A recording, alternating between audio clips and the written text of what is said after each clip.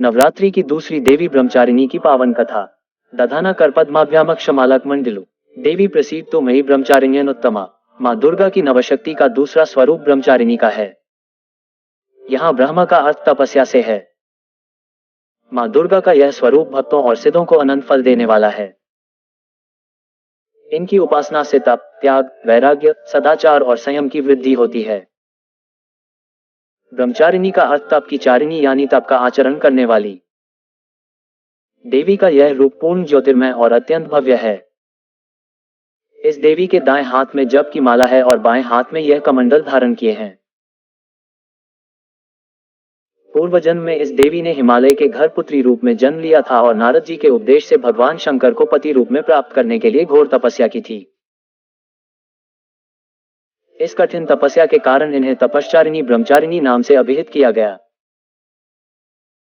1000 वर्ष तक इन्होंने केवल फल फूल खाकर बिताए और 100 वर्षों तक केवल जमीन पर रहकर शाक पर निर्वाह किया। कुछ दिनों तक कठिन उपवास रखे और खुले आकाश के नीचे वर्षा और धूप के घोर कष्ट सहे। 3000 वर्षों तक टूटे हुए बिल्व पत्र खाए और भगवान शंकर की आराधना करती रहीं। इसके बाद तो उन्होंने सूखे बिल्व पत्र खाना भी छोड़ दिए।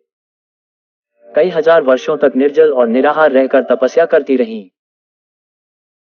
पत्तों को खाना छोड़ देने के कारण ही इनका नाम अपर्णा नाम पड़ गया। कठिन तपस्या के कारण देवी का शरीर एकदम क्षीण हो गया।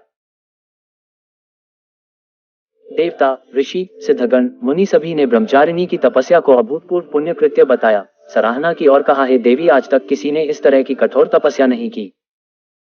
यह तुम्ही से ही संभव थी। तुम्हारी मनोकामना परिपूर्ण होगी और भगवान चंद्रमौली शिव जी तुम्हें पति रूप में प्राप्त होंगे। अब तपस्या छोड़कर घर लौट जाओ। जल्द ही तुम्हारे पिता तुम्हें बुलाने आ रहे हैं। इस देवी की कथा का सार यह है कि जीवन के कठिन संघर्षों में भी मन विचलित नहीं होना चाहिए। मां ब्रह्मचारिणी देवी की कृपा से सर्व सिद्धि प्राप्त होती है। दुर्गा पूजा के दूसरे दिन देवी के इसी स्वरूप की उपासना की जाती है। इसी तरह की कहानी और कथा सुनने के लिए हमारे YouTube चैनल BGS टाइम को सब्सक्राइब कर लें। धन्यवाद। जय श्री गणेश महाराज। जय महादेव। जय माता पार्वती। जय माता दुर्गा।